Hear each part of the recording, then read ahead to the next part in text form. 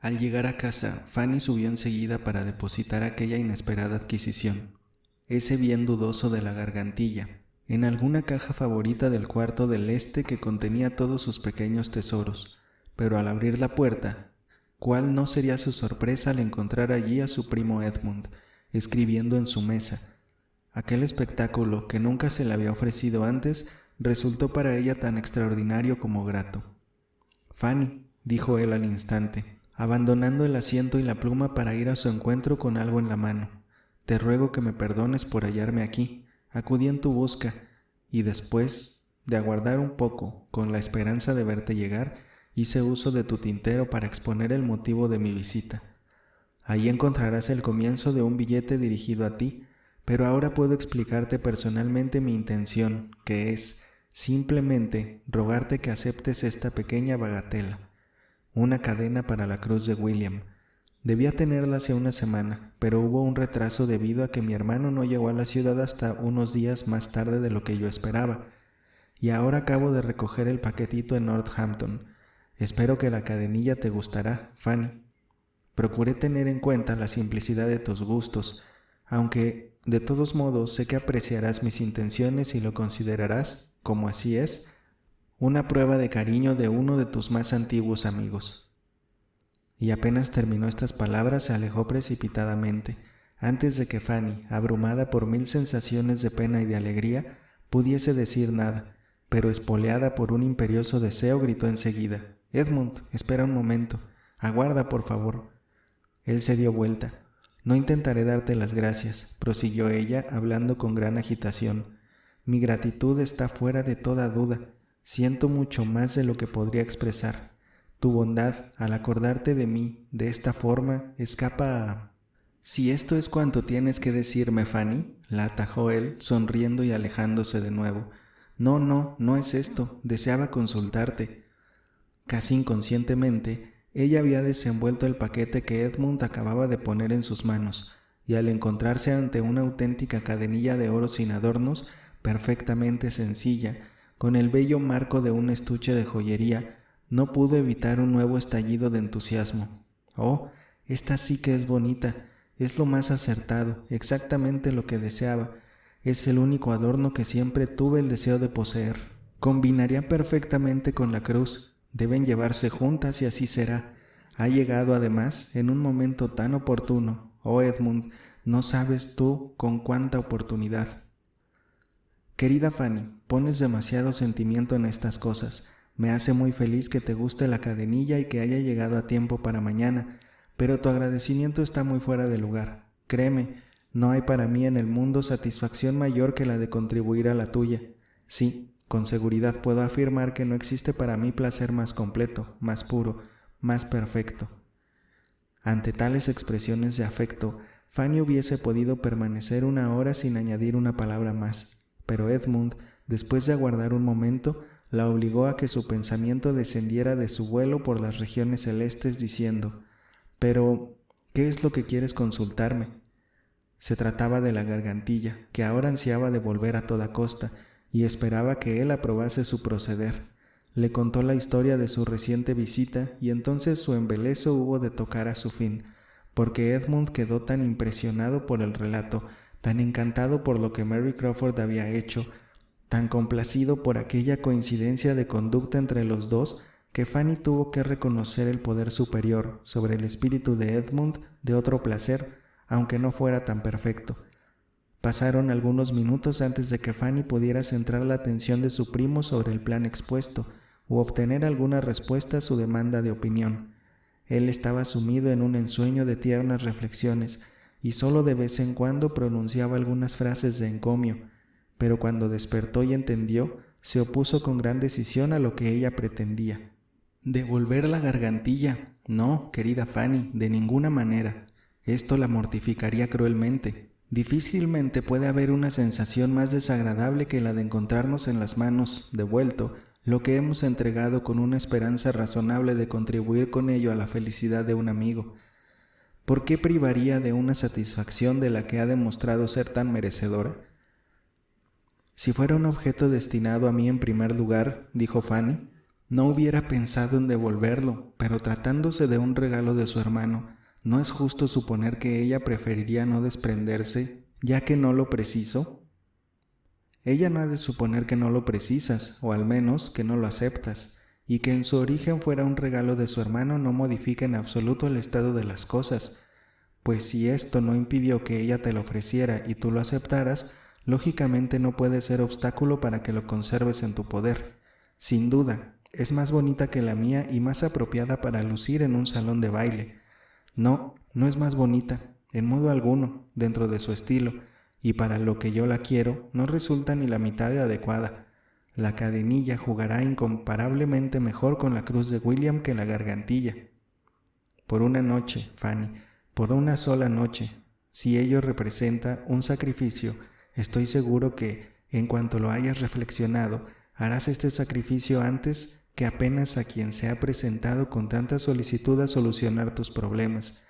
Las atenciones de Mary para contigo han sido, no diré que mayores de las que tú justamente mereces, sería yo la última persona que pensara tal cosa, pero han sido invariables, y corresponder a ellas con lo que tendría cierto aire de ingratitud, aunque sé que jamás podría envolver este significado, es algo que no forma parte de tu modo de ser, me consta. Ponte mañana la gargantilla, como así te has comprometido a hacer, y guarda la cadenilla, que no fue encargada expresamente para el baile, para otras ocasiones más corrientes. Este es mi consejo. No quisiera ver una sombra de frialdad entre las dos personas cuya intimidad he venido observando con la mayor complacencia, y en cuyos caracteres hay tanto de común en cuanto a auténtica generosidad y delicadeza natural, que hace que las escasas diferencias, debidas principalmente a las respectivas posiciones, no puedan ser obstáculo razonable que se oponga a una perfecta amistad. No quisiera que apareciese una sombra de frialdad, repitió, bajando un poco la voz, entre los dos seres que más quiero en el mundo. Con estas últimas palabras desapareció, y allí quedó Fanny, haciendo esfuerzos para tranquilizar su ánimo todo lo posible. Ella era uno de los dos seres que él más quería. Aquello debía sostenerla, pero la otra, la primera, nunca, hasta aquel momento, le había oído hablar tan abiertamente, y aunque sus palabras no le descubrieron nada que ella no hubiera notado ya desde hacía mucho tiempo, fueron un golpe, porque hablaban de su convicción e intención. Estaba decidido, se casaría con Mary Crawford. Fue un golpe, a pesar de que lo venía esperando desde largo tiempo, y no tuvo más remedio que repetirse una y otra vez que era ella una de las dos personas que él más quería, para que estas palabras llegaran a producirle alguna impresión. De poder creer que Miss Crawford era digna de él, el caso sería, oh, qué distinto sería, cuánto más tolerable, pero Edmund se engañaba con ella, le concedía méritos que no tenía, sus defectos eran los mismos de siempre, pero él ya no los veía. Hasta que hubo vertido muchas lágrimas por aquella decepción, no pudo Fanny dominar la agitación de su espíritu, y del abatimiento que siguió solo pudo rehacerse con fervientes plegarias por la felicidad de él. Era su intención, que al mismo tiempo consideraba su deber, procurar sobreponerse a todo cuanto fuera excesivo, a todo cuanto rozara el egoísmo en su afecto por Edmund. Calificar o considerar aquello como una pérdida, un desengaño, sería una presunción, para censurar la cual no encontraba ella palabras lo bastante enérgicas que satisfacieran su humildad. Pensar en él del modo que en Mary estaba justificado sería una locura. Para ella, Edmund no podía significar nada, nada para ser más querido de lo que pueda serlo un amigo. ¿Por qué tal idea se le había ocurrido, aunque solo fuera para reprobarla y prohibírsela? No debía haber rozado siquiera los confines de su imaginación. Procuraría ser razonable, merecer el derecho de juzgar la personalidad de Miss Crawford y el privilegio de dedicar a él una auténtica solicitud, con la mente sana y el corazón limpio. Ella contaba en principio con todo el heroísmo necesario y estaba resuelta a cumplir con su deber, pero como tenía también muchos de los sentimientos inherentes a la juventud y al sexo, no vayamos a asombrarnos demasiado si decimos que, después de hacerse todos esos buenos propósitos en cuanto a autodominio, cogió el pedazo de papel en que Edmund había empezado a escribirle como si se tratara de un tesoro que escapara a toda esperanza de ser alcanzado. Leyó con la más tierna emoción estas palabras: «Mi muy querida Fanny, tienes que hacerme el favor de aceptar, y lo guardó junto con la cadenilla, como la parte más preciada del obsequio. Era la única cosa parecida a una carta que jamás había recibido de él. ¿Acaso nunca volvería a recibir otra? Era incluso imposible que jamás recibiera otra que le causara tanta satisfacción, por el motivo y por la forma. Jamás surgieron de la pluma del más distinguido autor 2 líneas más apreciadas. Nunca se vieron tan felizmente recompensadas las pesquisas del biógrafo más apasionado. Y es que el entusiasmo del amor femenino supera aún al de los biógrafos. Para ella, para la mujer, el manuscrito en sí, con independencia de lo que puede expresar, es una bendición. Nunca unos caracteres fueron perfilados por ningún otro ser humano como aquellos que había producido la más corriente caligrafía de Edmund. Aquel modelo, a pesar del apresuramiento con que fue escrito, no tenía defectos, y era tan perfecta la fluidez de las primeras 4 palabras, la combinación de mi muy querida Fanny, que las hubiera contemplado eternamente. Una vez ordenados todos sus pensamientos y confortado su espíritu por aquella feliz mezcla de raciocinio y debilidad, se halló en condiciones de bajar a la hora de costumbre y reanudar su tarea habitual al lado de tía Bertram, haciéndole los cumplidos de costumbre sin aparente falta de ánimo.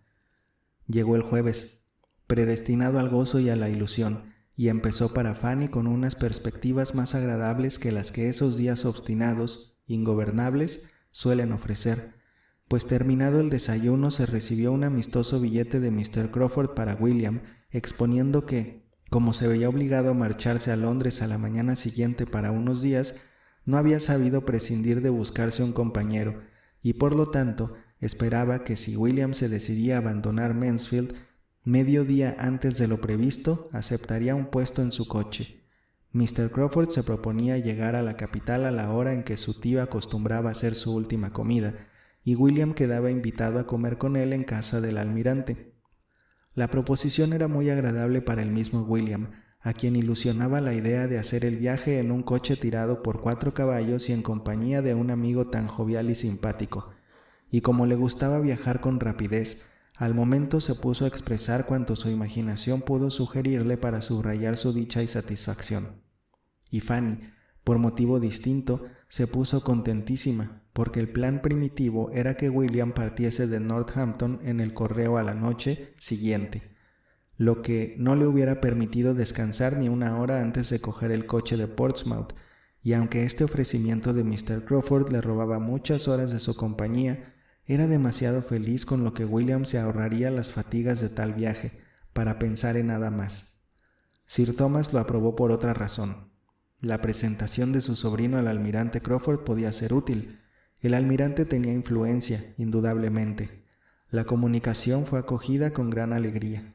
El ánimo de Fanny se alimentó de ella durante media hora, contribuyendo en algo al aumento de su alegría el hecho de que se marchara también el mismo que la había escrito.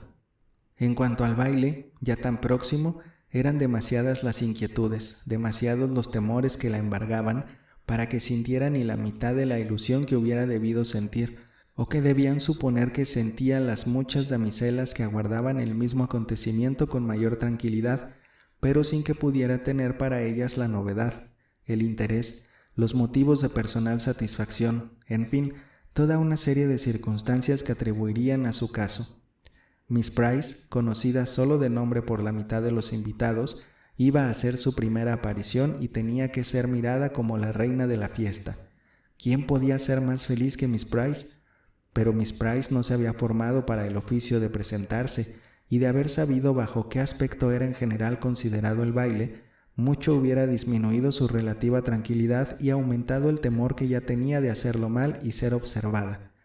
Bailar sin que se fijaran mucho en ella y sin fatigarse excesivamente, tener fuerzas y parejas para media velada, bailar un poco con Edmund y no mucho con Harry, ver divertirse a William y poder mantenerse a distancia de tía Norris, era el máximo de su ambición y parecía abarcar sus más amplias posibilidades de felicidad. Como estas eran sus más grandes esperanzas, no podían prevalecer en todo momento, y en el decurso de una larga mañana, empleada casi toda al lado de sus tías, estuvo a menudo bajo la influencia de presentimientos menos optimistas. William, decidido a que su último día fuera de diversión completa, había salido a cazar agachadizas. Edmund se hallaba sin duda en la rectoría. Ella tenía sobrados motivos para suponerlo así, y ella teniendo que soportar sola el mal humor de tía Norris, que estaba furiosa porque el ama de gobierno quería preparar la cena a su antojo y a la que no podía eludir como, en cambio, podía el ama de gobierno, acabó por pensar que todos los males estaban relacionados con el baile. Y cuando la mandaron a que se vistiera con una frase molesta, se dirigió a su alcoba tan mustiamente y se sintió tan incapaz de divertirse como si se lo hubieran prohibido. Mientras subía lentamente la escalera pensaba en el día anterior. Alrededor de aquella misma hora había vuelto de la rectoría y hallado a Edmund en el cuarto del este. Si hoy le encontrase también allí, díjose, cediendo con gusto a la ilusión.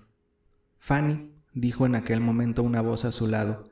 Dio un respingo y al levantar los ojos vio en el corredor que acababa de alcanzar al mismísimo Edmund, al pie de otro tramo de escalera. Se dirigió hacia ella. «Tienes aspecto de cansada, Fanny. Habrás dado un paseo demasiado largo». «No, ni siquiera he salido». «Entonces te has fatigado dentro de casa, lo que es peor, hubieras hecho mejor en salir». Fanny, que no gustaba de quejarse, halló más fácil no contestar, y aunque él la miraba con su habitual ternura, ella creyó que pronto había cesado de pensar en su cansancio. No parecía estar muy animado. Algo que no tenía relación con Fanny debía marchar mal. Ambos siguieron escalera arriba, pues sus habitaciones estaban en el mismo piso superior. «Vengo de casa del Dr. Grant», dijo Edmund entonces. «¿Puede adivinar lo que me trae aquí, Fanny?» Parecía tan convencido que Fanny solo pudo pensar en algo que la ponía demasiado enferma para que pudiera hablar de ello. Deseaba comprometer a Mary Crawford para los 2 primeros bailes. Fue la explicación que siguió y que devolvió la vida a Fanny, capacitándola para, al ver que él esperaba que hablase, articular algo parecido a una pregunta sobre el resultado. «Sí», contestó él, «se ha comprometido a bailarlos conmigo, pero», añadió con una sonrisa un tanto forzada, «dice que será la última vez que bailemos juntos. No lo dice en serio, creo, espero. Estoy seguro de que no hablaba en serio, pero hubiera preferido no escucharlo. Dice que nunca ha bailado con un clérigo y que nunca lo hará. Lo que es por mí, hubiera deseado que no hubiese baile, justamente cuando... Quiero decir, no esta semana, precisamente hoy, mañana voy a partir». Fanny hizo un esfuerzo por hablar y dijo: «Siento mucho que haya ocurrido algo que te aflija. Hoy debería ser un día alegre, así lo deseaba tu padre». «Ah, sí, y lo será.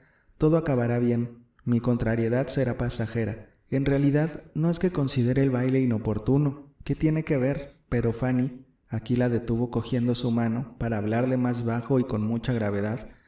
«Tú sabes lo que esto significa, tú lo ves, y podrías decirme, acaso mejor que yo a ti, cómo y por qué estoy contrariado. Deja que te hable un poco. Tú eres una oyente bondadosa y más que bondadosa. Me han afligido sus modales de esta mañana y no puedo considerarlos bajo un prisma más favorable. Conozco sus condiciones para ser tan dulce e intachable como tú misma, pero la influencia de las personas de que antes estuvo rodeada hace que parezca... Da a su conversación, a sus opiniones personales, en ciertos momentos, un matiz de incorrección. No pensará mal, pero habla mal, habla así en plan de travesura, y aunque sé que solo es travesura, me duele en el alma». «Es efecto de la educación recibida», dijo Fanny benévolamente.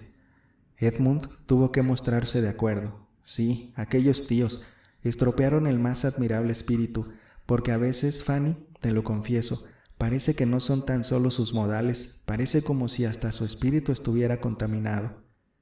A Fanny le pareció que esto era un llamamiento a su criterio y por tanto, después de una breve reflexión, dijo: «Si solo me necesitas como oyente, Edmund, seré todo lo útil que pueda, pero no soy muy competente como consejera. No me pidas a mí consejo, no sirvo para ello». «Tienes razón, Fanny, al protestar contra tal oficio, pero no debes temer. Es un tema sobre el cual nunca pediré consejo. Es precisamente el tema sobre el cual nadie debería pedirlo nunca, y pocos serán, me imagino, los que lo pidan, a no ser que quieran ser influenciados contra su propia conciencia. Yo solo quiero hablar contigo. Otra cosa aún, perdona la libertad, pero ten cuidado en cómo me hablas. No me cuentes ahora nada que después puedas sentir haberme dicho. Puede llegar el día... Queridísima Fanny, exclamó Edmund, oprimiéndole la mano con sus labios, casi con el mismo calor que si hubiera sido la de Mary. Eres toda consideración, pero no es necesaria en este caso. Ese día nunca llegará. Lo que tú insinúas no ocurrirá nunca. Empiezo a considerarlo como lo más improbable. Las posibilidades van menguando, y aunque no llegara a ser, nada habría que pudiésemos recordar, ni tú ni yo, con recelo, pues nunca he de avergonzarme de mis propios escrúpulos, y si estos desaparecieran, sería debido a unos cambios que vendrían a enaltecer sus virtudes en comparación con sus antiguos defectos. Tú eres el único ser sobre la tierra a quien podía decir lo que he dicho, pero tú siempre supiste la opinión que de ella tengo. Tú puedes atestiguar, Fanny, que nunca fui ciego. ¿Cuántas veces hemos hablado de sus pequeños errores? No debes temer. Casi he abandonado toda idea seria acerca de ella, pero sería un zoquete, desde luego, si, cualquiera que sea mi destino, fuera capaz de pensar en tu voluntad y simpatía sin la gratitud más sincera. Edmund había dicho lo suficiente para conmover una experiencia de 18 años. Había dicho lo bastante para brindar a Fanny unas emociones más venturosas que las conocidas últimamente, y con un mayor brillo en la mirada pudo responder ella. Sí, Edmund, estoy convencida de que tú serías incapaz de otra cosa, aunque algunos, acaso, no lo fueran. No temo escuchar nada de lo que desees decirme. No te abstengas, dime lo que quieras.